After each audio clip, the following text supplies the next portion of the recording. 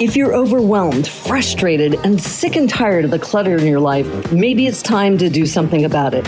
In this podcast, the most organized man in America, Andrew Mellen, demystifies how to organize your world. Andrew gives you the keys to stop clutter from robbing you of your precious time, freedom, and joy in your life. Here's your host, Andrew Mellen. Welcome to Declutter Your Life. I'm your host, Andrew Mellen. Who here in the last 30 days, when somebody's asked you how you're feeling, has said, I'm busy? Raise your hand. And then just keep your hand up and look around the room. Who here, and keep your hands up, who here in the last 30 days has created a pile or moved a pile of papers or digital files on their computer desktop and said, I'll get back to that later? Keep your hands up. If you need a second hand, you can raise that. Right? Who here has a pile of things at home, projects that you're waiting to finish or even start in your garage, in your trunk, on the floor of your closet, someplace else? Raise your hand. Now look around the room. Now give yourselves a round of applause. Good. We're in good company. That's all it means, is that everybody, almost everybody, lives in the story of too much to do and not enough time. So let's get right into it, and I'm going to give you as much information as I can in the next 45 minutes so you can turn the corner and make some serious lasting changes for yourself. The first thing I'm going to do is just show you that if you go to my website, andrewmellen.com/CT contest 19, you can download this deck, you can download a set of core value exercises and some other free things. So you're welcome to hit this website and download some free materials. I'm also going to show you that we have an agenda for today. I shared this at our speaker dinner a couple nights ago. I have a zero tolerance for meetings without agendas. I don't go to them. Now, I work for myself, so I can make my own rules. Even so, I do not go to meetings. If anybody on my team shows up without an agenda, I lovingly but directly dismiss them and say, come back when you have an agenda, because I don't know what we're going to be doing, and so I don't want to waste your time or my time. So even though this isn't technically a meeting, I want you to know that I know where we're going. I have an agenda. I'm a safe driver. You're in good hands. So we're not going to crash the car. I've done this more than once. For me, if you are used to being a good student and taking copious notes and not actually being present in the room, I'm going to ask you to work against that experience for yourself so that you actually stay here with me, right? Because I don't want you to get back to your office and have a ton of notes and have no recollection of what we actually covered because you scribbled everything down, but you weren't actually present for it. And then it's going to end up in a drawer. You're never going to look at it. In 3 years, you're going to pull out that binder and you're going to go, what was he talking about? Clutter, deferred decisions. I don't remember anything, right? So just stay in the room with me for the next 45 minutes, and I think it'll be a much better experience for you. All right? The next thing we're going to do is we're going to breathe together. Now, I am not a particularly woo-woo person, and I'm guessing that you are probably not a particularly woo-woo crowd. Even so, we're going to take 3 breaths together so that we all get grounded and we're in the same space together. This is not a test, so you don't need to be looking at your neighbors and wondering, are they breathing correctly? We're not keeping score, and I understand that this is a testing conference. So in particular, we don't need to be evaluating each other. We're just breathing for ourselves. We're going to breathe in on a count of 5. We're going to hold it for 1. And we're going to exhale on a count of 5. I will be breathing with you. So I will not be counting very audibly, but I'm going to gesture with my fingers so that we can all do this together. So just, shake it out a little bit. And here we go. And it's amazing. This will reset the room. And this is a great technique that you can use for any meeting that you're in, even if it's a meeting of 2 people or a meeting of 1 person, just you and your many personalities. You can do this yourself, and it will completely reset your central nervous system. It's factory installed. You don't have to pay for it. So here we go on a count of 5.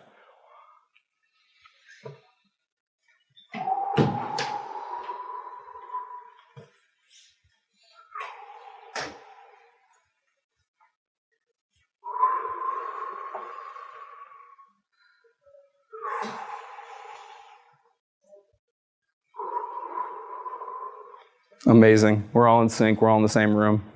Mind-blowing. Happens all the time. Oh, he's going to do something to me. There. He's going to turn me on. Awesome. Now I'm going to give you just 15 seconds to set an intention for the time that we're together. And if you came here just like, I want to learn more about time management, I feel confident that you will do that in the next 40 minutes, right? But I want you to set a very specific intention for yourself. Like, I want to learn how to stop double booking. I want to learn how to stop people pleasing. Something more specific, because the more specific you are, the more specific my answer will be. And understand that when we're done with this session, I will also be around outside. So if you have questions that we didn't get to, and if I didn't cover your information, you can grab me outside in the hallway, all right? So I'm literally 15 seconds, and the clock is going now.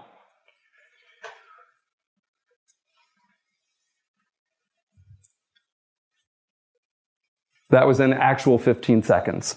So also a takeaway, right? If you've got a story that says, oh, I can't start working on that, I don't have enough time. In 15 seconds, you could have started to get antsy and a little agitated, like, come on, pick up the pace, Mellen. We got stuff to cover. So understand that story, and by story, I mean everything that's running back here in your lizard brain. This, if you are not making your choices up here with mindful attention to what you're doing, this narrative is running all of your choices for you. You're just a robot. I'm going to share a few costs of disorganization because I like to ground this work in hard math. You know, often I'm slotted into soft skills, which I don't even know what that means. Like, these are soft skills as opposed to hard skills. This is all math, right? Disorganization and poor time management is all about the math. So if you like math, we're on the same page. And if you've got a story that says, oh, I'm very creative, I'm not very good at math, this is bodega math. If you can go into a store and buy a pack of chewing gum, you can do the math that I'm talking about. It's 2 or 3 digits at the most. 60 minutes in an hour, 24 hours in a day, 168 hours in a week. Again, if you can buy a pack of chewing gum and get change back for your dollar,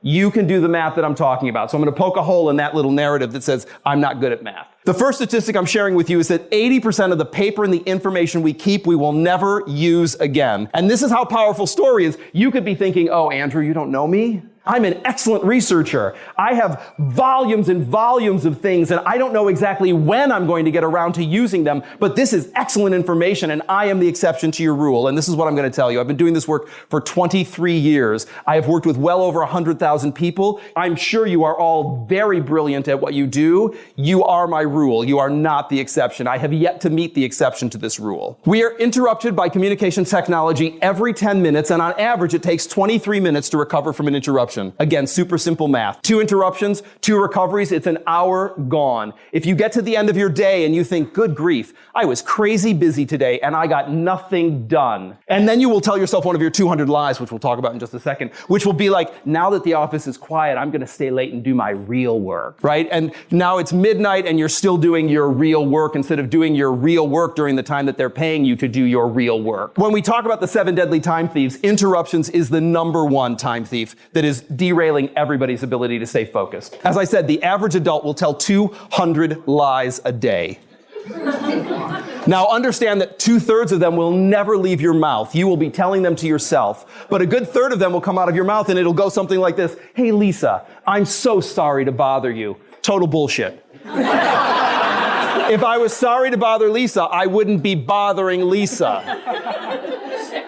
One of my 200 lies, it would be so much better to come up to Lisa and say, hey, Lisa, I'll bet you had a plan for the day, and that plan is going in the toilet.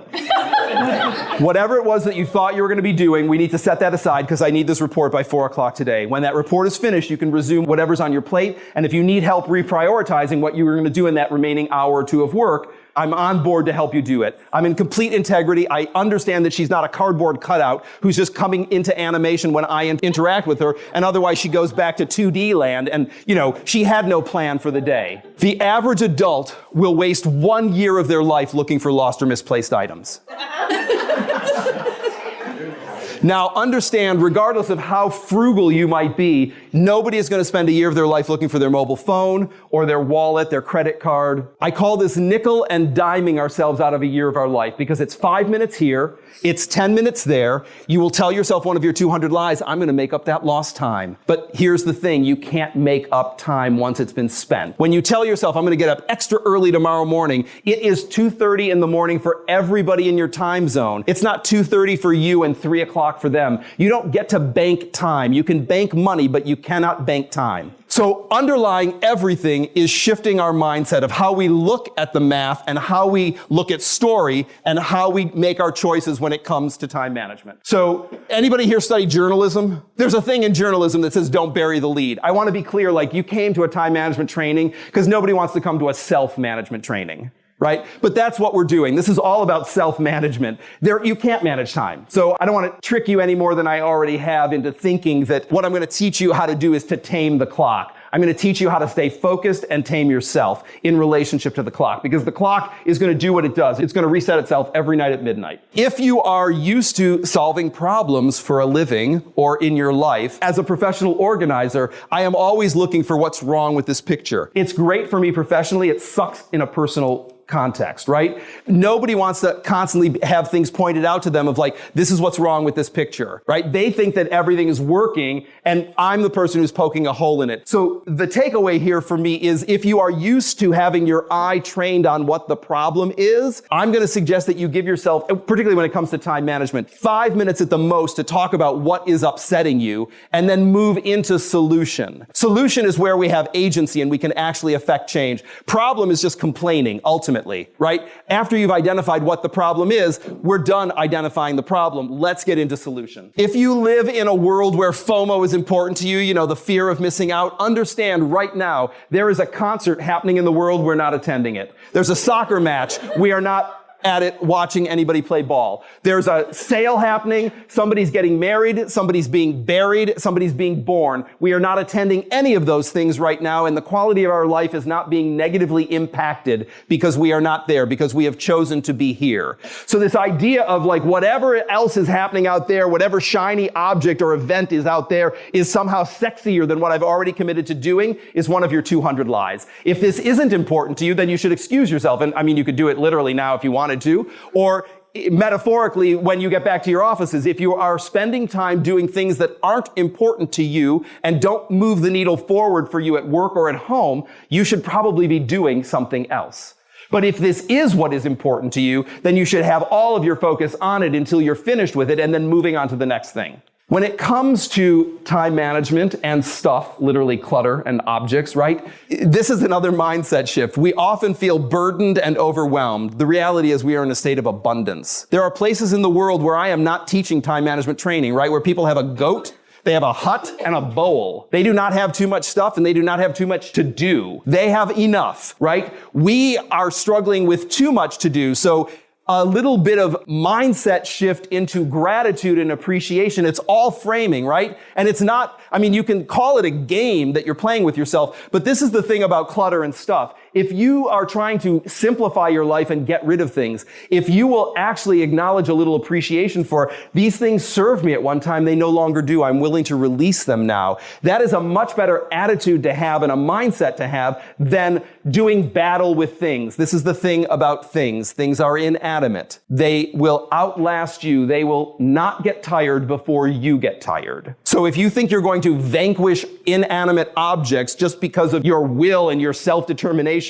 they will always outlast you. The last time you tried to get organized and you came out of the garage or some space after 9 or 10 hours, you were covered in filth and you were not finished and you had your butt kicked, the next time you walk into that space, you're already feeling defeated. Failure breeds failure, success breeds success. So instead of talking about narrative goals, we want to shift into math goals, and we'll talk about that in a little bit. This is it, right? Clutter is nothing more than deferred decisions. So the first thing that you set down wasn't necessarily clutter. You set it down, you said, oh, I'm going to get back to that later. Far too many things that I have to do right now, but I'll get back to this later. The next thing that you set down on top of it, this light bulb went on for you. You're like, oh my God, this is brilliant strategy. I'm going to make a pile of things that go together. I'm not going to put them away now. I'm going to put them away later. But this is like, why didn't I think of this before? I'm just going to make piles of things that are in common with each other. And that will totally jumpstart my process when I'm ready, whenever that is, one of your 200 lies. When I'm ready to put this stuff away, I will totally look at it. I'm already halfway there, right? And in the meantime, if you look around your home or your office, they're just piles of crap piled up,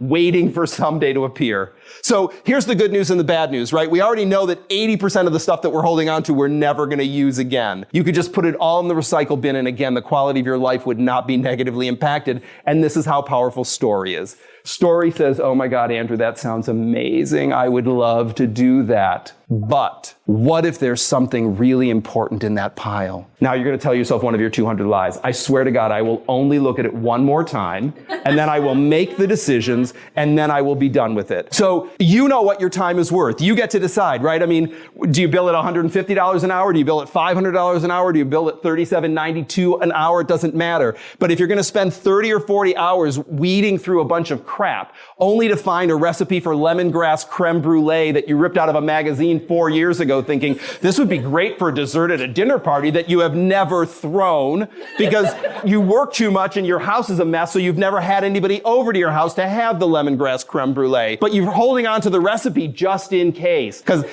you could never find it on Epicurious in probably 12.3 seconds. We need the magazine article, right? So only you know what your time is worth, but if you're going to drill down into that pile and try to find something and you don't find the title to your car or the deed to your house, but just a bunch of crap, won't you feel worse having spent all that time on a lie to yourself? So, as we said, right? Raise your hands one more time for all the people who have said, I'm busy in the last 30 days. So this is what that means, right? Busy is the new normal. If you don't live in your parents' basement and they're doing your laundry and making your meals for you, you're busy. And you will be busy until you're in a diaper in a nursing home. Really, I did one of these talks a couple of weeks ago. There was a woman in the front row. She was 95 years old. She's been retired for 25 years. She's busy. There's too much for her to do in the day, and she gets to make up her day. So understand that this idea that busy means something, it's just like it's the parents on Charlie Brown just want. It means nothing. You have to stop saying it because busy is the new normal, right? And so this is the story that when I'm talking about story, there isn't enough time. There is enough time for what's important when you know what's important. If you don't know what's important, then you're just going to be running around on that gerbil wheel making yourself crazy. I don't know where to start. Some people will say that they are confused when they don't like their choices. This sucks more. If I wait long enough, one of the sucky things will fall off. I'll be left with just one of the sucky things, and then I can tell myself one of my 200 lies. I never get a break. I always end up with the short end of the stick. Everybody else seems to get what they want, but I don't get what I want. Well, that's not fair, right? But you made that choice. You're the one who waited for something magical to happen to your agenda and for something to fall off, and then you complained about what you were left with. All of that was your choice. The people I work with are worse than I am. It's not a race to the bottom. So you don't get bonus points for being better than the worst person that you can imagine that you either work or live with, right? You can't point down the hall and say, well, Bob's a hot mess. I'm better than Bob. That you don't win anything for that being your reality. Anybody here know Luther or Sherlock Holmes? We want to be channeling our inner detective. We are looking for just the facts. No story. The story is not going to help us solve the case, but the facts are. So these are our problems. We base our choice on our comfort rather than our values. And understand, everybody in this room, completely comfortable. Food, clothing, and shelter is taken care of. You're wearing clean clothes unless you chose not to wear clean clothes. You are not hungry unless you're doing some sort of crazy fasting thing because they just served you food. And the roof is not leaking over our heads. So comfort is taken care of. So when you start to tell one of your 200 lies about, oh, that's outside my comfort zone, right? Really, all things considered, you're not living on a subway grate. Your comfort is already taken care of. You can let go of this idea. Your short-term comfort is more important than living in alignment and making choices in alignment with your values. Your long-term values are where you're going to find deep, abiding joy and happiness, not in short-term comfort. We allow unimportant interruptions to derail us. We say yes to unsuitable requests. Who in here would consider themselves a people pleaser? Raise your hand. Yeah, so that's not great. And we defer decisions. So we procrastinate. And we don't know our concentrative limits. If you have ADHD or you have difficulty staying focused for more than 7 minutes at a time, 7 minutes becomes your new sweet spot. You have no business setting a timer for 45 minutes, and after 7 minutes, you're reading something online or you're shopping or you're doing something, but you are not doing what you started to do 7 minutes ago. Turn a deficit into an asset. If that's your breaking point, then make that your pivot point. Work in 7-minute increments. You can get a tremendous amount done in 7 minutes if that is where you stop focusing. These are our solutions. Our calendar is to time what our budget is to money. If you are running your day off of a series of Post-its or notes that you scribbled on the back of an envelope, all bets are off that you're going to get the things done that you want to get done. Everything needs to be on your calendar, quantified, and accounted for, and then you have to keep the appointments that you make with yourself. We need to exchange excellence for perfection. Everybody can get to excellent. Nobody is going to get to perfect. Except Audible has no bugs in their app. Is that the case? Right. So maybe a few people can get to perfect. Most of us are going to just shoot for excellent. We need to stop deferring to the future. As I said before, this is the only moment when we have agency. Right now, it is 1:22 p.m. Eastern Time. This is the only moment when we actually have agency to affect any change. 1:21, over. 1:23, it's a promise. We hope we get there, but no guarantee guarantees. 122 is the only place you can affect change. You need to delegate. Everybody in here has somebody or something that they can delegate to. And if your perfectionism is keeping you from delegating because, oh, I'm the only person who can do this, that's one of your 200 lies. And the last thing you need to do is eat the frog. Who here has heard the expression eat the frog before? Raise your hand. Awesome. So for those of you who are not, it was coined by Mark Twain and made popular by a colleague of mine named Brian Tracy. The idea is if you eat a live frog first thing in the morning, the rest of the day gets better. And it is a metaphor. You don't literally have to eat a live frog, but you have to eat the frog. And you can tell yourself one of your 200 lies, oh, I will eat the frog, but I'm going to eat it this afternoon. I'm going to batter fry it and have it with some tartar sauce. It'll be much tastier then. No, the frog needs to be eaten first thing in the morning so that the rest of the day is built on it. And we'll talk more about that when we get to procrastination. So Monday, Tuesday, Wednesday, Thursday, Friday, Saturday, Sunday. I don't have a calendar with a someday on it, and neither do any of you. If you are scheduling things for someday, you might as well say never, because it is never going to happen. You are telling one of your 200 lies. Every task has an end. That's what makes it a task, right? So I'm showing you a residential example of a clean basket of clothes. For those of you who think that a basket of clean clothes on your bedroom floor is the end of doing the laundry, you are mistaken. The end of doing the laundry is when the basket is empty, the clothes have been put back into the bureau, and the basket's now on top of the dryer ready for more clean clothes. That's the full arc of the task. So if you, metaphorically speaking, get to the end of your day and you think, God, I started a million things today, didn't finish a single one of them. It could be because you kept setting the laundry down. You said, oh, I'll get back to this later, right? When I have more time. Right now I have to go put out this fire, but I swear to God, I'll come back and put the laundry away in a bit. And then it just builds up behind you, a wake of things. And then metaphorically, 3 weeks later, you're down to the last 2 pairs of socks in the bottom of the basket. And you're like, well, at this point, why bother? I'm just going to do laundry again tomorrow. This time I will put the laundry away. And that's the same thing that happens at work. Right? We start something, I'll get back to it, I swear to God I will, and then the deadline comes up and then you're scrambling or you're pulling an all-nighter to try to get something finished. If you want a simple life, you need to make simple choices. This is certainly America, but even Western culture, right? We are fed the promise of convenience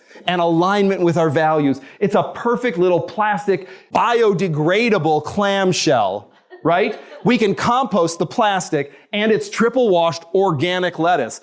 I can have salad in a box. Awesome, right? But the truth is, I have found sand in the bottoms of these, so I still wash the lettuce. And on top of washing the lettuce, I now have a piece of plastic because while it might be compostable in an industrial strength compost pile, I can't throw it on my pile of greens and browns in my backyard. Those leaves and those sticks are never going to get hot enough to melt that plastic. So the promise is convenience. The reality is 3 more steps to actually making a salad than just buying a head of lettuce. So now I'm going to give you guys 1 minute to talk to your neighbors about something that you brought into your life. Could be personal or professional, I don't care. But I want everybody to turn to a neighbor and share one story about something that you brought into your life that came with the promise of convenience that actually complicated your life. And it could be an app you downloaded on your phone, could be a piece of technology, could be the bread maker that you bought thinking, this year I'm going to make healthy meals for my family. I'm going to start baking bread, and you made bread exactly once and now it sits in the garage or in the back of your closet,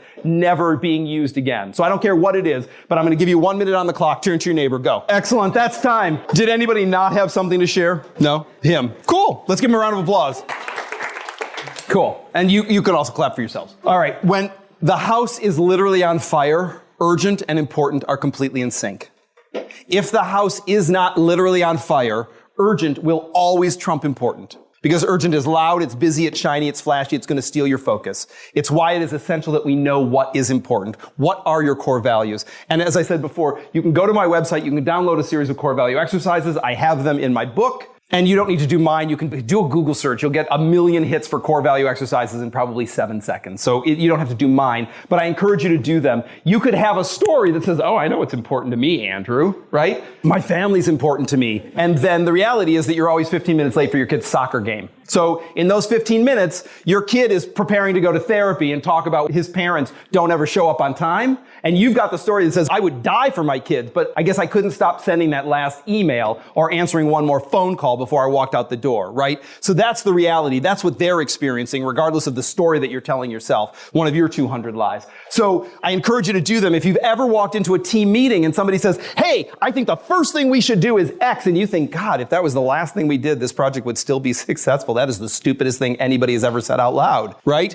If you do a set of core value exercises before you begin the project, now everybody's on the same page. We don't get into he said, she said, or like that's stupid idea. We don't need to get into personalities. It stays right in the center of like, is that in alignment with the values of the project or not? It becomes very easy to arbit what we should do or what we should not do. Anybody here seen The Wizard of Oz? Raise your hand. Okay, so for those of you who haven't, you can Google it and then Hulu it. So, Dorothy Gale gets swept up in a tornado and ends up in Oz, and the house falls on the witch, and she kills her, the house kills her, and then Glinda, the good witch, shows up and says, hey, put those ruby slippers on your feet, don't take them off for anything, and then splits. And then we don't see Glinda until like 3 minutes before the movie's over. And she shows up and says, oh, you want to go home to Kansas? Oh, you got the ruby slippers. Just click your heels 3 times. You'll be home like that. Totally easy. Like, I'm sorry, I had to kill witches and pour water on them. I had flying monkeys chasing me. I fell asleep with poppies. All kinds of crap happened. And I could, 45 minutes ago, I could have just gone home. So the takeaway for me here is that we all have the ruby slippers. We know what's important to us. We just need a little bit of time to be thoughtful and reflective so that we're crystal clear about them instead of vague and in story about it. We understand what they are, and they're right up here driving our choices every day, right? When it comes to getting organized and managing your time, these are your best friends. Timer and a stopwatch. Timer is to quantify everything. After today, I never want you ever saying that my goal is a narrative goal. Like, I'm going to work on this until I'm finished. Because I don't know what finished means. But if you say, I'm going to work on this for 45 minutes, when 45 minutes goes off, I know that 45 minutes elapsed. So, as I said before, failure breeds failure, success breeds success. The last time you tried to do something, you were unsuccessful, you're already feeling beat up when you start it the next time. If instead you said, oh, I'm going to work on this for 45 minutes and the timer goes off, you're like, look at me, I'm a rock star. I didn't think I was going to last 15 minutes. 45 minutes, I nailed that. I'm going to set the timer for another 45 minutes and climb back in, right? As a rule, barring the ADHD diagnosis, don't share it with me, HIPAA laws, right? But no less than 15 minutes, no more than 3 hours without a break. As a rule, those are best practices, right? The stopwatch is to time everything that you have a story about, but no quantifiable facts. So you have a story that says it takes me 40 minutes to get to work in the morning. Maybe on a good day, it takes you 38 minutes to get to work, and on a bad day, it takes you 57 minutes to get to work. And you've come up with some cockamamie mean number for yourself of like, oh, I'll just call it 40. Right? I have a client on the Upper East Side of Manhattan. I live in Hell's Kitchen. I want it to take me 20 minutes to get to her apartment because when I'm in town, I don't bill for travel time. I only bill for travel time when I'm out of town, right? So I resent the 27 minutes extra that it takes because it takes me 47 minutes door to door to get to her place. I resent those 27 minutes and I can't bill for them. So I can either pretend that it only takes me 20 minutes because I only want it to take me 20 minutes, or I can budget 47 minutes, right? If I budget less than 47 minutes, I'm going to have to tell one of my 200 lies and blame it on the 6 train. So I'm going to encourage that for the next 7 days, you download, who here is familiar with Toggle, T-O-G-G-L, right? I'm going to encourage you to download Toggle or some other timing app. Time yourself for 7 days. This is a compassionate exercise. This is not a gotcha exercise. So this is not to humiliate yourself, but just to really see how you are spending your actual time. Because you have a story that says, oh, I'm a ninja. I just get on email and I get off email 5 minutes here, 5 minutes there. I'm never in my inbox, right? And then we time you and we discover actually you're in your inbox 4 times a day for 37 minutes every time. Whatever it is, we're going to discover how you're actually spending your time versus how you really are spending your time. And when you do this exercise, just do it as if you love the person who's doing the exercise. It's not to humiliate yourself. Winners do what they have to do. Everyone else does what they want to do. If you want to be a winner, if you want to exceed your expectations, you have to put in extra effort, right? If a B is good enough, then let yourself off the hook. Stop holding yourself to a criteria for achievement, because you're not going to get there and you're just going to make yourself miserable. So that's like a double lose, right? There are places in our life where a B is totally fine. There are other places where an A is where we need to get to. Only you know the difference. But again, if you're comparing yourself to elite athletes or the people who are at the top of whatever it is that you're trying to achieve, and you're not willing to put in the same amount of time that they put in to become the experts that they are, you're only going to be unhappy and nothing is going to change. Now, if everybody would please join me in doing this. This is my favorite part of the day. Get your hands up high. This is trademark technology I'm sharing with you, and I want you to repeat after me. One home for everything. One home for everything. Like with like. Like with like. Something in. Something in. Something out. Something out. Good. We're going to do it one more time. A little more enthusiasm, folks. Trademark technology. You're leaving the room with a trademark. Well, I own the trademark, but you're getting the technology. One home for everything. One home for everything. Like with like. Like with like. Something in. Something in. Something out. Something out. Give yourselves a round of applause. You are now official Clutter warriors. That's direct transmission. Okay? One home for everything means everything has one home, only one home, not open to debate. So where you keep your keys can be different from where you keep your keys or where you keep your keys. But your keys have a home, your keys have a home, your keys have a home. They can only ever be one of two places: in your hand unlocking something or in their home. You apply this rule, you'll find anything in 30 seconds or less guaranteed. Like with like means all like objects live together, not most of them. So we don't keep most of the tools in the toolbox, but keep the flathead screwdriver in the junk drawer.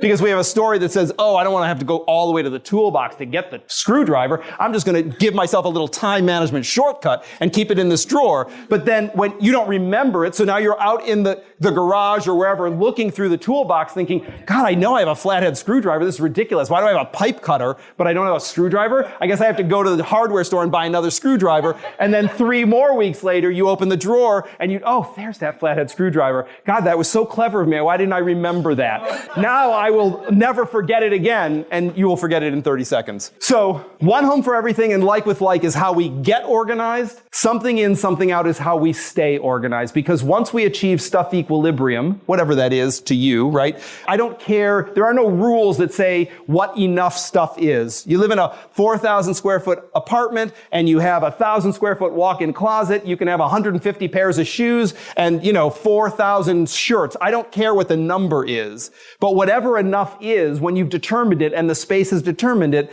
it's very easy to stay organized. When you buy the 151st pair of shoes, it must be because you're ready to retire one of the first 150. It's very easy. All of the time that we spend consuming things that we don't need is all wasted time. And then when you tell yourself one of your 200 lies that there's not enough time for me to write that novel or build that model or hike Kilimanjaro or volunteer at the, my kid's school or the neighborhood church, whatever it is, I wish I had the time. Well, you would if you weren't shopping and consuming things that you don't need. Again, if you have too much stuff, you have too much stuff. You don't need more. You just need to curate what you already have. Now we'll talk about the 7 deadly time thieves. Interruptions, multitasking, overcommitting, poor planning, email, meetings, and procrastination. I love these. Interruptions. Who can tell me the difference between an interruption and a distraction? Raise your hand, please. Unless you have multiple personality disorder, you can't interrupt yourself. Other people will interrupt you. Things will interrupt you, but you can only distract yourself, right? So these are my top 3 tips for minimizing or eliminating distractions and interruptions. The first thing to do is shift the culture. If you work in a place or you live in a place where it's okay to come up to people and say, hey, Lisa, got a minute? Right? And that's just normal. It doesn't matter that Lisa's in the middle of doing something. The only thing that matters is what I want. Right? The number one thing you can do is shift the culture. And you can certainly shift the culture personally. You can do it team-wise. You can do it division or department-wise. And if you have buy-in from management, you can do it across the culture in the organization, right? You don't get to say, oh, well, the culture's just messed up and I can't affect any change. You can still manage yourself differently. You can make time constraints known. So if somebody comes up to you and says, hey, you got 5 minutes, you can say, I do have 5 minutes, and set a timer. If 12 minutes later, Tanya and I are still talking, Tanya knows 2 things about me. I have bad boundaries and I can't tell time. Not useful as a manager or as a colleague. So it would be much better to say after 5 minutes when the timer goes off, Tanya, we're out of time. So if we need more time, I need you to just book an appointment with me and we'll take as long as we need to solve whatever the question is that we're working on. But in this moment now, I have to pivot to another task. And the last thing is to turn all notifications off unless it is required as part of your job that you are beeped and chirped at. I encourage you not to be beeped and chirped at throughout your day. Multitasking. She can't do it, he can't do it. Multitasking is one of your 200 lies. If you've got it on your resume, take it off because you're just a liar. Nobody can do open heart surgery and bake a cake at the exact same time. You can shift from task to task very rapidly, but you cannot do things at the exact same time and be effective. And the last slide in the deck, which I'm not going to show you, but if you download it, you'll see there's a whole bunch of brain science that will back this up. So if you've got a story that's running right now, oh, Andrew, I can do the dishes and talk on the phone. I'm going to tell you that you will spend more time scrubbing the egg off the bottom of that plate because you're concentrating on the conversation, or you're going to be so focused on scrubbing the egg off that you're going to ask the person, hey, I didn't catch that. Would you repeat yourself? So I promise you, whatever the story is that you've got about multitasking is one of your 200 lies. Let's talk about people pleasing. Okay, no is a complete sentence. What you can do is you can give an explanation, but no excuses. And we all know the difference between an explanation and an excuse, right? The dog ate your homework is an excuse. It's not an explanation. You can do a trade-off. I can't do it today. I can do it Thursday at 4 p.m. That's real, right? Not now is you just wasted time. I don't know what to do with not now. I knew not now in a moment. I didn't need more. Where are we going with that, right? The last thing is the only thing better than good news is bad news fast. If the answer is no, tell me no now. Don't tell me you're going to get back to me in 48 hours. Because I think in those 48 hours, you're trying to rearrange your schedule to make it happen. You're trying to buy enough time so that when you come back and tell me no, I'm not going to be upset with you. I would much rather you just let me go find the next yes instead of holding me hostage for 48 hours. And we certainly don't want anybody doing it to us. We don't want to do it to anybody else. And the last thing is that saying no to something is saying yes to something that we value more. It is not a glass half empty mindset. It's a glass half full. You're just doubling down on the thing that you've already committed to doing. Now, again, if the house is literally on fire, if it's urgent and important, it might trump everything that you thought you were going to be doing. But if it's just something that looks fun, but it isn't in alignment with your values, you need to figure out a different way of prioritizing it, right? Poor planning. Everybody gets 168 hours in a week. Nobody gets 172 because they're really good. Nobody gets 160 because they're really bad. Everybody gets the same amount of time. How you manage that time is up to you. And if you think about it, even if you're working 40 or 50 or even 60 hours a week, you still have 2/3 of the week is completely under your control. So if you're living in that story that says, oh, I'm trading my time for money and I have no agency in my life, it's bullshit. You still have the ability to affect a lot of change in all of the other hours that you're not trading for time and money, right?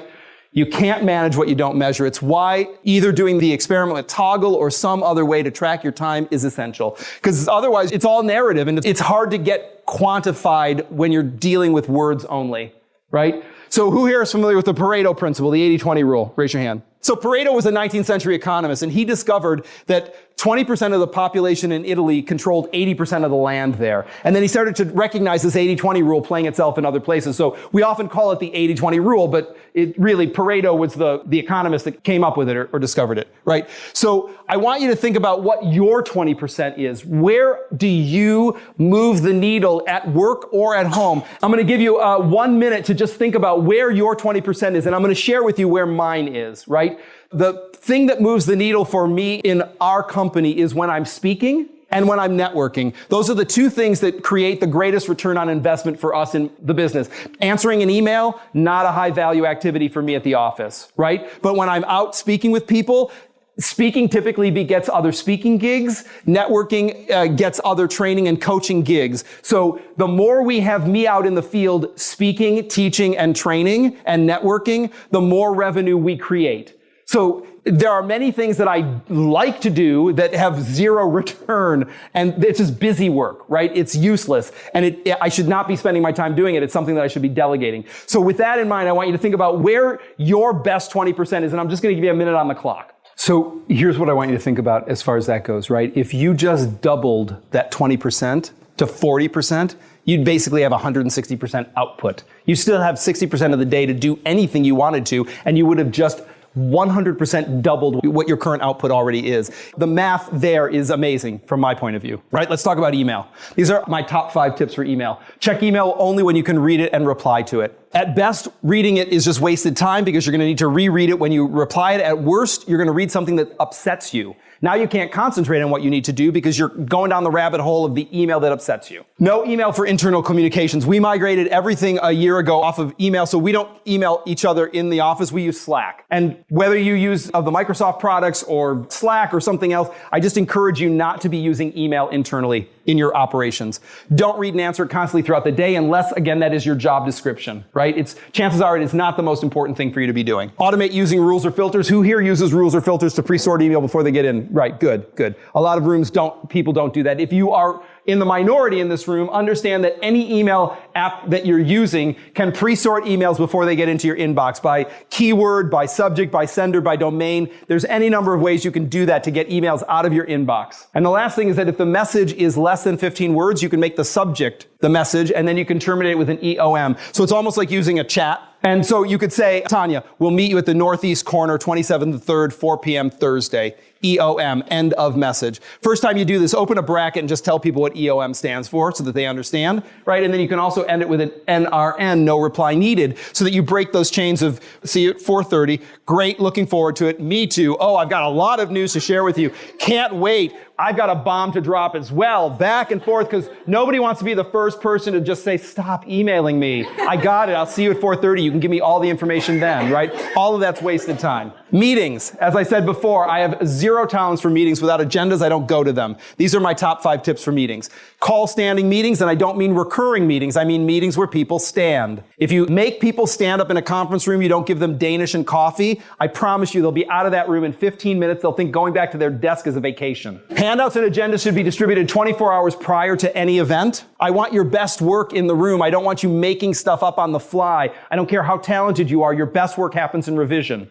There should be time limits for every agenda item. I don't want to be held hostage because somebody just won't let something go. I want to know how long we're going to be talking about everything we're talking about. No back-to-back meetings ever. By the end of the 3rd meeting, you will not remember what was discussed in the first meeting. You will not even be present for that meeting. You'll be scribbling and trying to read notes off your agenda, trying to remember, like, what did I promise that I was going to do in that earlier meeting? Now, then you're going to be sending an email to somebody saying, hey, I know that I committed myself to something, or you assigned me something. What was it? All of that is wasted time. And the last thing is that the end of the meeting, just like the laundry, is not the end of the meeting. The end of the meeting is when you've debriefed yourself after the meeting, which is, again, why we don't want back-to-back meetings. The 15-minute buffer between meetings is when you're going to debrief yourself. You're going to take everything off of your agenda. You're going to harvest it. You're going to make discrete appointments with yourself, or you're going to add it to your to-do list so you can prioritize. You're not just going to throw the piece of paper on the credenza behind your desk and never look at it again. In that case, you might as well just throw it in the recycle bin.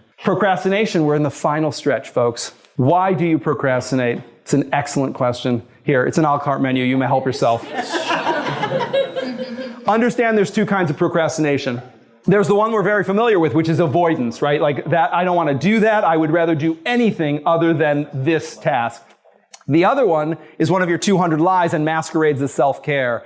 Oh my God, I never get any time for myself. Just 5 more minutes. This is like I'm taking care of myself. Nobody else is taking care of me. I'll take care of myself. I need 5 more minutes for this task, right? The truth is it undermines all of your time management just as effectively as avoiding something does. Then you end up time debting and feeling worse about the choice that you just made. So the thing that you thought you were doing to help yourself actually just undermines your self-confidence and your happiness. So how can we beat procrastination?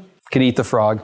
Believe me, I would be a billionaire if I had a pill or some other secret that I could give you that, like, this is how you're going to trick yourself into doing things that you don't want to do. The number one thing you can do is just belly up and eat the frog. So the last thing I'm going to share with you is that when everything is precious, nothing is precious. I was working with a private client on Staten Island. We were cleaning out her grandmother's house. We found 2 silver objects in grandma's house. We found a ball of aluminum foil under the kitchen sink, and we found a sterling silver tea set. Now, the ball of aluminum foil, grandma had grown up during the Depression, so, they saved everything because they never knew if they would be able to get it again. So if we would have just been in story, right, they're both silver, they're both grandma, we just stop right there. We take the ball of aluminum foil home, it's a souvenir. Grandma will never put another piece of tin foil around that ball, so I need to keep it, right? But that's not the case. The ball of aluminum foil went in the recycle bin. The sterling silver tea set was sold at auction for $22,000. So clearly trash and treasure are not the same thing, and we need to be able to distinguish that. So if you're in the story that says, oh, I love everything equally, right? You're just telling yourself one of your 200 lies. Nothing is everything. And with that, I want you to think about what is next. What is the next thing that you're going to do based on this presentation? What's the next thing that you're going to do? I just would like to hear from 3 folks of the first thing that you're going to do to take some action and set yourself free around time management. So anybody? Looking at ways to figure out what my core values are and define those and have it written down. Excellent. Install Toggle. Perfect. Clean up my closet. Excellent. Give him a round of applause. Thank you very much for your time. So that's it for today's episode. Be sure to join us here for other episodes of Declutter Your Life. Again, I'm your host, Andrew Mellen. I'll look forward to being with you again real soon. That's it for today's episode. Head on over to iTunes and subscribe to the show. One lucky person every single week that posts a review on iTunes will win a chance in the grand prize drawing to win a $25,000 private VIP day with Andrew Mellen himself. Be sure to go to declutteryourlifeshow.com and pick up a free copy of Andrew's gift.